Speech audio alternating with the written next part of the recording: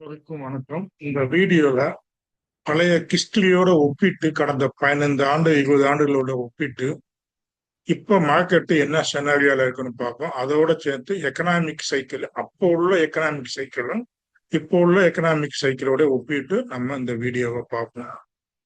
இப்ப நம்மளுடைய world எக்கனாமிக்கான Asian கண்ட்ரில, ஈஸ்ட் ஏசியன் கண்ட்ரில வார் நடக்குதுங்க. இப்ப ஃபர்ஸ்ட் வளைகுடா போர் அப்படின்னு எடுத்துக்கிட்டீங்கன்னா 1991 ஜனவரி 17ஆம் தேதி ஆரம்பிச்சு 1991 பிப்ரவரி 28ல முடிஞ்சிச்சு.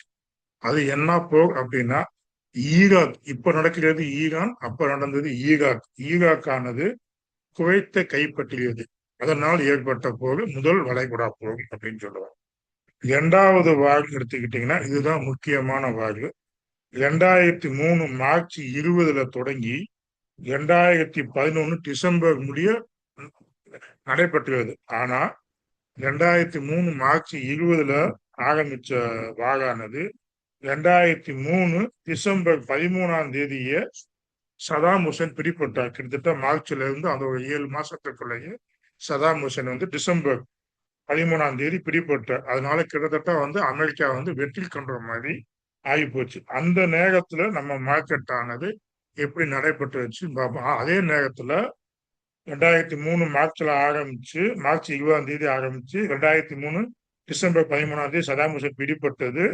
அதற்கப்புறம் அமெரிக்கா படையானது அந்த ஈராக்கை விட்டு 2011 டிசம்பர்ல தான் முழுமையாக வெளியேறியது. அது முடிய நடந்த தகவலையும் இப்ப நடக்கக்கூடிய தகவலையும் நம்ம ஒப்பிட்டு பார்த்தோம் அப்படின்னா, ஈராக் போர் சமயத்துல அந்த 2003 ஆரம்பத்துல சமயத்துல எடுத்துக்கிட்டீங்க அப்படின்னா,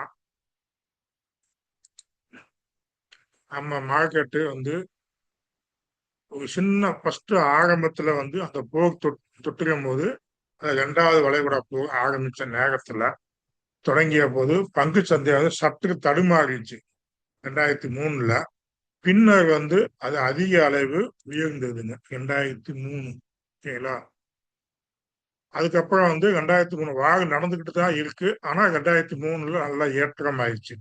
இதற்கு முக்கிய காரணம் என்ன அப்படின்னா, ஃபர்ஸ்ட் ஆரம்பத்துல போர் நடக்குமா நடக்காதா என்ற ஒரு முதலீட்டாளர்களுடைய ஒரு அச்சம் இருந்துச்சு. அதனால ஒரு பங்குச்சந்தை அன்சர்டினால ஒரு கீழே இறங்கிடுச்சு. ஆனா போர் மார்ச் 20 2003 போர் தொடங்கிய உடனே முதலீட்டாளர்களுக்கு எது நடக்குமோ நடக்குதுன்னு சொல்லி ஒரு முடிவு கிடைச்சிச்சு. அதான் போரானது தொடங்கிடுச்சு. முடிவு எங்கிட்டு கிடைக்கும் அப்படிங்கிறத அமெரிக்கா வெற்றி பெறும் அப்படின்னு சொல்லி அந்த நேரத்துல இருந்த முதலீட்டாளர்களுக்கு ஒரு ஒரு பக்கமாக முதலீடு ஒரு எண்ணங்கள் தோன்றியதுனால, குயிக்கா வாழானது முடிவு பெற்றுடும் அப்படின்னு ஒரு தோன்றியதுனால பங்குச்சந்தையானது உயர்வை நோக்கி போச்சு.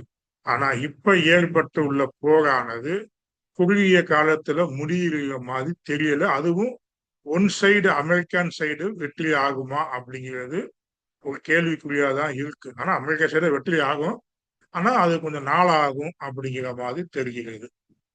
அந்த நேரத்துல ஒரு நிச்சயமற்ற இதனால ஃபர்ஸ்ட் ஆரம்பத்துல இறங்குச்சு. அதே போல இரண்டாவது காரணம், போரானது குறுகிய காலத்துல முடியும் என்ற நம்பிக்கை இருந்ததுனால சில வாரங்களிலே மார்க்கெட் ஆனது பையிங்க அதிகரித்தது. அதே நேரத்துல மூணாவது பாயிண்ட், அந்த இரண்டாவது வளைகுடா போகப்ப கச்சா எண்ணெய் விலையானது குறைஞ்சு இருந்துச்சு. போர் தொடங்குவதற்கு முன்பு 37 ரூபா வரை சென்ற கச்சா எண்ணெய் குரூட் ஆயில் போர் தொடங்கிய சில நாட்களே $28 மதிப்புல 28 ரூபாய்க்கு கீழே வந்துச்சு. இது ஒரு பெரிய எண்ணெய். நம்ம இந்தியா ஒரு பெரிய இறக்குமதியாளர் இருப்பதனால அந்த நேரத்துல நமக்கு நல்ல ஜிடிபி வளர்ச்சிக்கு நல்ல ஒரு சாதகமாக இருந்துச்சு. மூணாவது பாயிண்ட். நாலாவது, இந்திய பொருளாதாரமும் ஸ்ட்ராங் ஃபண்டமெண்டலா இருந்துச்சுங்க. போர் ஒரு பக்கம் இருந்தாலும் 2003 இந்தியாவின் உள்நாட்டு பொருளாதாரம் மிகவும் வலுவாக இருந்துச்சு. நல்ல பருவமழை பெய்யும் சொல்லி சொன்னாங்க. விவசாயம் செழிச்சிச்சு. கிராமப்புற தேவைகள் எல்லாம் அதிகரிச்சிச்சு. அதாவது வட்டி விகிதங்கள் குறைந்து இருந்துச்சுன்னா அதனால கடன் கொடுத்தவங்க நல்லபடியாக லாபம் ஈட்டின. கடன் கொடுத்தவங்களும் ஈட்டினாங்க, கட்டினவங்க ஒழுங்கா கட்டிக்கிட்டாங்க. அதே நேரத்துல எஃப்ஐ வந்து 2003ல நம்ம நாட்டை இந்தியாவை பாதுகாப்பான முதலீடு இடமாக கருதி எஃப்ஐ வந்து உள்ள வந்தாங்க. ஓகேங்களா? இந்த 4 பாயிண்ட்னாலதான் அந்த 2003 வளைகுடா போர்ல நம்மளுடைய பங்கு சந்தையானது ஏற்றம் பண்ணது. ஒண்ணு போர் நடக்க ஆரம்பிக்குது.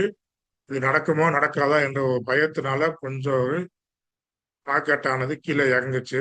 அதுக்கப்புறம் வந்து போரானது குறுகிய காலத்திலே முடிந்து விட்டு என்ற நம்பிக்கையினால முதலீட்டாளர்கள் வந்து நம்ம பங்கை வந்து வாங்க ஆரம்பிச்சாங்க. அதனால ஏறிச்சு. மூணாவது, அந்த நேரத்துல கச்சா எண்ணெய் $37 இருந்து $28க்கு கீழ் குறைஞ்சது. அதனால இந்தியா பொருளாதாரத்துக்கு ஜிடிபி வளர்ச்சிக்கு ஒரு சாதகமாக இருந்தது.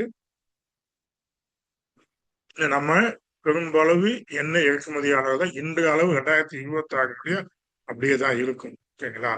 அதே நேரத்துல அந்த நேரத்துல ஸ்ட்ராங்கான பொருளாதாரமாக இருந்துச்சு இந்தியா பொருளாதாரம் 2003ல. உள்நாட்டு பொருளாதாரமும் நல்லா இருந்துச்சு, பருவமழை நல்லா இருந்துச்சு, கிராமப்புற தேவைகள் எல்லாம் நல்லா இருந்துச்சு, குறைந்த வட்டி விகிதங்கள் இருந்துச்சுன்னா அதே நேரத்துல எஃப்ஐ முதலீடு ஆனது அதிகமாக இருந்துச்சு. போருக்கு முன்பு வந்து 950ல இருந்து 1000க்குள்ளேயே நிப்டியான மூவ்மெண்ட் இருந்துச்சு. போர் தொடங்கிய போது ஆரம்ப கட்ட பயம் வந்து 920ல இருந்து 950 கொஞ்சம் ஒரு 100 பாயிண்ட் 200 பாயிண்ட் கொஞ்சம் சரிவை தந்துச்சு. போர் நடந்து கொண்டிருந்த போது தெளிவும் நம்பிக்கையும் இருந்ததுனால 1100ல இருந்து 1500 பாயிண்ட் ஒரு 400, அப்புறம் 400 பாயிண்ட் ஏறி பெரிய விஷயம். ஓகேங்களா? வேகமான முன்னேற்றம் இருந்துச்சு. ஆண்டு இறுதியில 1800 முடிய போச்சுங்க. சுமார் 70% ஆனது லாபம் கொடுத்துச்சு. எப்ப 2003ல 1800 முடிய போய் ஒரு நல்ல லாபத்தை கொடுத்துச்சு. அப்ப இப்ப நடக்கக்கூடிய சூழ்நிலைகள் நம்மகிட்ட அப்படி இருக்கா அப்படின்னு பாத்தீங்கன்னா இல்ல. ஓகே, இப்ப 2001ல இருந்து பார்ப்போம். இப்ப வந்து முன்னாடி போன பீக்கு, அதுக்கப்புறம் வந்து மார்க்கெட் ஆனது டவுன் ஆகிட்டே வந்துச்சு. 2001ல இருந்து 2003 முடிய டவுன் ஆகி வந்துச்சு.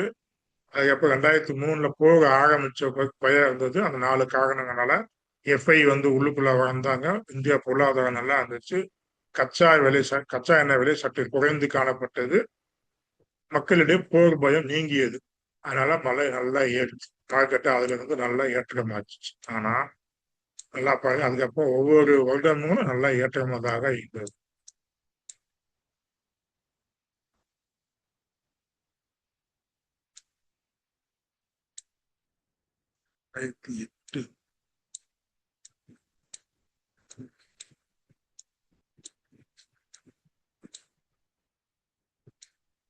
ரெண்டாயிரத்தி 2008ல வந்து மார்க்கெட் ஆனது டவுன் ஆச்சு. அதுக்கு காரணம் வந்து டெட்காம் பவுன்ஸ் ஆனுச்சு. அதனால வந்து மார்க்கெட் ஆனது டவுன் ஆச்சு.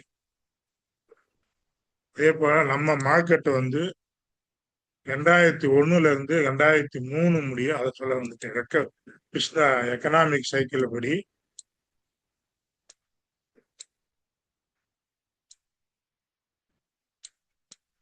2001ல இருந்து 2003 முடிய நம்மளுடைய மார்க்கெட் ஆனது மீட்சியில இருந்துச்சு, ரெக்கவரி பேஸ்ல இருந்துச்சு. அதே நேரத்துல 2003 இருந்து 2007ல இருந்து புல் ரன்ல இருந்துச்சு. ஓகே, இந்த எக்ஸ்பென்ஷன் பேஸ்ல இருந்துச்சு.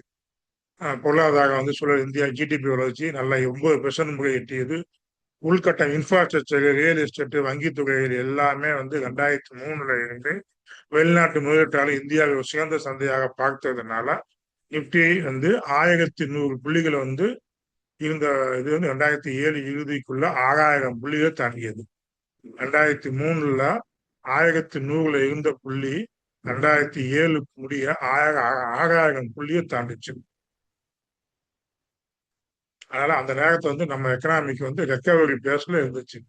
2001ல இருந்து 2003 முடிய ரெக்கவரி பேஸ், 2003ல இருந்து 2007 அப்படியே புல் ரன்ல இருந்துச்சு. 2008ல வந்து என்ன நடந்துச்சு அப்படின்னா, அமெரிக்காவின் வந்து உலக அளவுல ஒரு சந்தைகள் சாய்ந்தன. பொருளாதார லேமன் பிரதர்ஸ் அவர்களுடைய ரேமன் பிரதர்ஸ் அவருடைய வங்கி பிரச்சனைனால பணப்புழக்கம் நின்றதுனால இந்தியாவினுடைய ஏற்றுமதியும் வங்கித்துறைகளும் பாதிக்கப்பட்டன. அதனாலதான் இந்த 2008 வந்து நம்மளுடைய நிப்டியானது சரிவை சந்திச்சுச்சு. கிட்டத்தட்ட வந்து 2500 புள்ளிகளுக்கு கிட்ட வந்துருச்சு. இதெல்லாம் பழைய ஹிஸ்டரி. இதை ஏன் சொல்லுங்க அப்படின்னா 2500 புள்ளிகள் கிட்ட வந்து 6000 புள்ளிகள் போனது 2800 புள்ளிகள் கிட்ட வந்து விட்டன. நல்லா ஆனா ரெக்கவரி பேஸ்ல இருந்துட்டு திருப்பி கீழே வந்துருச்சு. அதே நேரத்துல 2009 இருந்து 2011 முடிய திரும்பவும் சந்தையானது ரெக்கவரி கன்சல்டேஷன் வந்துச்சு. பொருளாதார சூழ்நிலை அரசாங்கம் அடுத்த ஆர்பிஐ வந்து அறிவித்த சலுகைகள், ஸ்டிமுலஸ் பேக்கேஜ், பொருளாதாரம் வந்து மீண்டும் சூடு பிடிச்சு 2010 ஜிடிபி ஆனது 8% வளர்ச்சியை எட்டியது. 2008 நிப்டி மூவ்மெண்ட் 2009 வேகமான மீண்ட சந்தை மீண்டும் 5000 6000 புள்ளிய 2011 எட்டிச்சு. திருப்பி 2011 ஐரோப்பாவுடைய கடன் நெருக்கடியினால சந்தையானது ஏற்ற இறக்கம் அதிகமாக இருந்தது.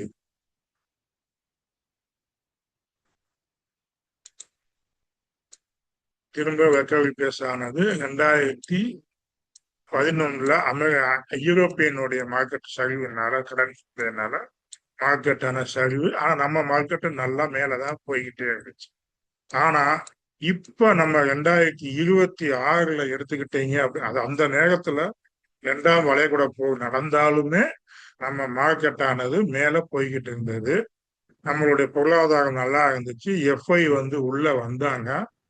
நம்மளுடைய மார்க்கெட்டும் அடிமட்டத்துல இருந்து ரெக்கவரி பேஸ்ல இருந்ததுனால 2003 இருந்து 2007 முடிய வளர்ச்சி கண்டது. 2008 அமெரிக்கா லேமன் பிரதர்ஷனால அந்த வீழ்ச்சி கண்டது. திருப்பி 2009 இருந்து 2011 முடிய திரும்பவும் நம்ம மார்க்கெட் ரெக்கவரி ஆச்சு. ஜிடிபி எல்லாம் வளர்ச்சி கொடுத்து இன்ஃப்ராஸ்ட்ரக்சர் எல்லாமே நல்லா இருந்தது. 11 ஐரோப்பியனுடைய கடன் சந்தையினால வீழ்ச்சி கண்டுச்சு. அதுக்கப்புறம் மார்க்கெட்டு வெட்டேஷனா போய் கொரோனாவுக்கு அப்புறம் வந்து கொரோனால வந்து நல்லா மார்க்கெட்டு மேல போச்சு. ஆனா இப்ப நம்ம மார்க்கெட்டு என்ன சூழ்நிலையில இருக்கு அப்படின்னா பீக்ல இருக்கு நம்ம மார்க்கெட்டு.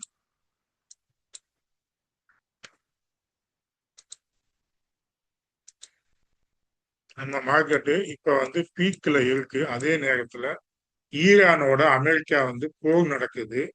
இந்த போரானது குறுகிய காலத்துல முடியுமா என்பது சந்தேகமாகவே இருக்கு முதலீட்டாளர் மத்தியில. அதே போல எஃப்ஐ வந்து தொடர்ந்து விற்பனை பண்ணிக்கிட்டே போறாங்க. நம்ம ஜிடிபியும் பாதிக்கப்படுது, குருடாயில் விலையும் அதிகரிக்கிறது. அதனால இந்த 2ஆம் வளைகுடா போருக்கும் இப்ப நடக்கக்கூடிய போருக்கும் ஏகப்பட்ட வித்தியாசங்கள் இருக்கு.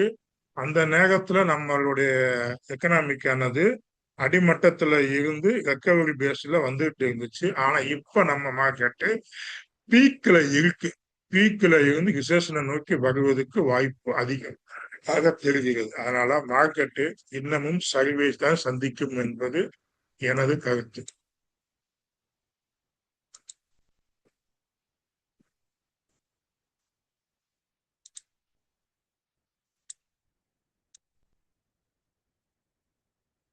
எனது கருத்து. நம்மளுடைய எக்கனாமிக் சைக்கிள் படி பார்த்தாலும் நம்மளுடைய மார்க்கெட் வந்து ஆனா ஜிடிபி வளர்ச்சி.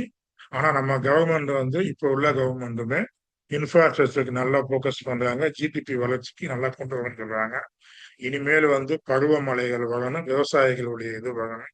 எஃப்ஐ வந்து உள்ள வந்தாங்க அப்படின்னா இந்த வளைகுடா போர் அடுத்த 2 வருஷம் நடந்தாலும் சரி, இல்லை 1 வருஷம் நடந்தாலும் சரி, நம்ம மார்க்கெட்டு மேல போகும். ஆனா எஃப்ஐயும் உள்ள வரணும், கச்சா எண்ணெய் விலையானது கம்மியாகணும், பருவமழைகள் நல்லா இருக்கணும், நம்ம எக்கனாமிக்கும் ஜிடிபி வளர்ச்சி நல்லா இருக்கணும். நல்லா இருந்தால் மட்டுமே இந்த ஈரான் போக்குனால பாதிப்பு வராம நம்ம மார்க்கெட் ஆனது மேலே போகும். இப்ப ஈராக் போருக்கும் உள்ள வித்தியாசங்களை சொல்லிட்டோம். அந்த நேரத்துல இருந்த குருடாயில் பேசு விலையை நான் சொல்லிடுறேன். தொடக்கத்துல 37 ரூபாயில இருந்து 28 ரூபாய் வந்துச்சு 2003. 2005 டாலர்ல 50 ரூபாயில இருந்து 60 ரூபாய் முடிய குருடாயில் போனது. 2008 அதிகபட்சமாக $147 முடிய போச்சு $100 மதிப்புல. 2011 அமெரிக்கா படையானது ஈராக்கை விட்டு வெளியில வரும்போது குருடாயில் விலையானது டாலர் மதிப்புல 95 இருந்து $110 முடிய இருந்துச்சு. ஆனா இப்ப நம்ம பார்த்தீங்கன்னா போர் ஆரம்பிச்ச கொஞ்ச நாளிலே குருடாயில் விலையானது விலை ஏற்றம் கண்டு விட்டது. இது ஒரு நெகட்டிவ். அந்த நேரத்துல நம்மளுடைய ஜிடிபி நல்லா இருந்துச்சு. மந்த நிலையில இருந்து ரெக்கவரி பேஸ்ல இருந்தோம். ஆனா இப்ப நம்ம ரெக்கவரி பேஸ்ல இல்ல, ரிசெஷன் பேஸை நோக்கி நகர்ந்து கொண்டு இருக்கிறோம். பீக்ல இருந்து கீழே வரக்கூடிய பேஸ்ல இருக்கிறோம். எக்கனாமிக் சைக்கிளை பத்தி போட்டுருக்கோம், அதை போய் பார்த்துக்கோங்க. இப்படி 4 பாயிண்டை ஒப்பிட்டு பாருங்க, பார்த்தீங்கன்னா உங்களுக்கு தெரியும். அன்று இருந்த பாயிண்டையும் இன்று இருந்த பாயிண்டையும் ஒப்பிட்டு பார்த்துட்டு நீங்க முடிவு பண்ணிக்கோங்க, எப்படி இருக்கு அப்படிங்கிறத முடிவு பண்ணிக்கோங்க. அந்த நேரத்துல ஃபர்ஸ்ட் வளைகுடா போக 2வது வளைகுடா போக ஆரம்பிச்ச நேரத்துல ஒரு நிச்சயமற்ற தன்மை போர் வருமா வராதா அப்படின்னு இருந்துச்சு. போர் தொடங்கிய உடனே என்ன நடக்கும் அப்படின்ட்டு முதலீட்டாளர்கள்ட்ட நம்பிக்கை வந்துச்சு. 1வது பாயிண்ட். ஆனா இப்ப அந்த மாதிரி இருக்கா? இல்ல. யார் சைடு வெற்றி ஆகும் அப்படிங்கிறது தெரியல. எத்தனை நாட்கள் நீண்டு போகும் அப்படிங்கிறது தெரியல. அப்ப இப்ப நடக்கிற போர் ஃபர்ஸ்ட் பாயிண்டே நெகட்டிவா இருக்கு.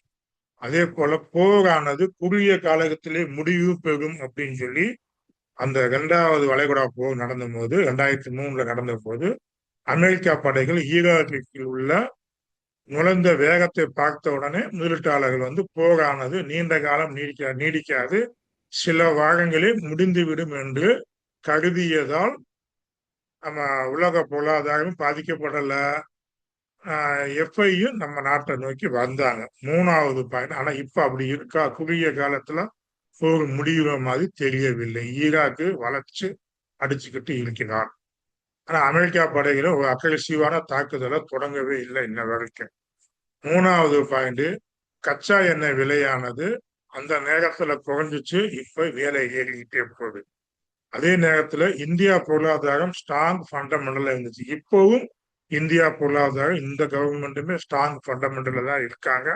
கிராமப்புற தேவைகளை நல்லா பூர்த்தி பண்ணிக்கிட்டு இருக்காங்க. பருவமழை ரிசல்ட் வரணும். இந்த மே மாசம் ஃபர்ஸ்ட் வீக்ல வரும். அப்ப பார்ப்போம். இப்போதைக்கு கடனானது குறைந்த வட்டியில் தான் கவர்மெண்ட் ஆர்பிஐ எல்லாம் கொடுத்துக்கிட்டு இருக்காங்க. வட்டி விகிதத்தை உயர்த்தினாங்க அப்படின்னா அது சந்தைக்கு மிகப்பெரிய பாதிப்பு ஏற்படும். அதே நேரத்துல அந்த நேரத்துல எஃப்ஐ முதலீடுகளை அதிகரிச்சாங்க. இப்ப முதலீடை வெளியே எடுத்துக்கிட்டே போய்கிட்டு இருக்காங்க. அதனால பல வகையில இப்போ உள்ள சந்தையானது பல நெகட்டிவ் நியூஸ்களை உள்வாங்கி கொண்டு இருப்பதனால் முதலீட்டாளர்கள் உங்களுக்குன்னு ஒரு நிப்டியில சப்போர்ட் அண்ட் ரெசிஸ்டன்ஸை வச்சுக்கோங்க. உங்களுக்குன்னு ஒரு போர்ட்போலியோ கிரியேட் பண்ணிக்கோங்க. ஸ்பெசிபிக் ஸ்டாக்கு நல்ல ஸ்டாக்ல முதலீடு பண்ணுங்க. நிப்டி 200 ஸ்டாக்ஸ் நல்ல ஸ்டாக்ஸ் தான் கிடைக்குது. முடிஞ்சா மிட் கேப் இல்லை ஸ்மால் கேப் ஸ்டாக் நல்ல க்ரோத் ஸ்டாக்கை கண்டுபிடிச்சு பண்ணுங்க. உங்களால் ஸ்டாக் கண்டுபிடிக்க முடியவில்லை என்றால் நல்ல மியூச்சுவல் ஃபண்டில் முதலீடு பண்ணுவது சிறந்தது என்பது எனது கருத்து. ஆனால் உங்களால் ஆய்வு பண்ண முடியல, கண்டுபிடிக்க முடியல அப்படின்னா தனிப்பட்ட பங்கு முதலீடு பண்ணுவதை விட மியூச்சுவல் ஃபண்டில் இந்த நேரத்துல லம்சமா முதலீடு பண்ணுவது மிகவும் உத்தமம். லம்சமா அப்படின்னா ஒரு மியூச்சுவல் ஃபண்டில் ஒரு 5 லட்சம் முதலீடு பண்ண போறீங்க அப்படின்னா ஒவ்வொரு சப்போர்ட் லெவல்லையும் வரும்போது ஒரு 25% இல்லை 10% நீங்க முதலீடு பண்ணிக்கிட்டே வாங்க. லம்சமா பண்ணிக்கிட்டே வாங்க. அதற்கப்புறம் மார்க்கெட்டு ரெக்கவரி ஆகும்போது ஷிப்பை கண்டினியூ பண்ணுங்க. இப்போதைக்கு பெரும்பாலும் மியூச்சுவல் ஃபண்டில் லம்சம் முதலீடு, அதை பிரிச்சு இப்ப இன்னைக்கு சப்போர்ட் இந்த மாசம் சப்போர்ட்ல முடிஞ்சிருக்கா, இந்த மாசம் ஒரு லெவல்ல வாங்க, அடுத்து எந்த சப்போர்ட்ல வருதுன்னு பாருங்க, அந்த சப்போர்ட்ல வாங்க பாருங்க. உங்களுக்குன்னு ஒரு சப்போர்ட் வச்சுருப்பீங்க, நிப்டியா இல்ல பேங்க் நிப்டியா இல்லையா நிப்டி 500 பாருங்க. பெரும்பாலும் நிப்டி 500 உள்ள ஸ்டாக்கா நிப்டி 500 இண்டெக்ஸை பார்த்துட்டு நீங்க முடிவு பண்ணி ட்ரேடு பண்ணுங்க, இன்வெஸ்ட்மெண்ட் பண்ணுங்க. வாழ்க வளத்துடன். இந்த வீடியோ உபயோகமா இருந்துச்சுன்னா நீங்க லைக் பண்ணுங்க, ஷேர் பண்ணுங்க. இந்த ஈராக் போரையும் இப்போ உள்ள ஈரான் போரையும் ஒப்பிட்டு சொல்லிட்டேன். எக்கனாமிக் சைக்கிள் பேச ஒப்பிட்டு சொல்லிட்டேன். அதனால என்னென்ன பாசிட்டிவா இருக்கு, என்னென்ன நெகட்டிவா இருக்குன்ட்டு நான் சொன்னது திரும்ப திரும்ப சொல்லியிருந்தாலும் நீங்க அண்டர்ஸ்டாண்ட் பண்ணியிருந்தீங்கன்னா உங்களுக்கு பிடிச்சிருந்துச்சுன்னா லைக் பண்ணிட்டு கமெண்ட் பண்ணுங்க. வாழ்க வளர்த்துட்டாங்க.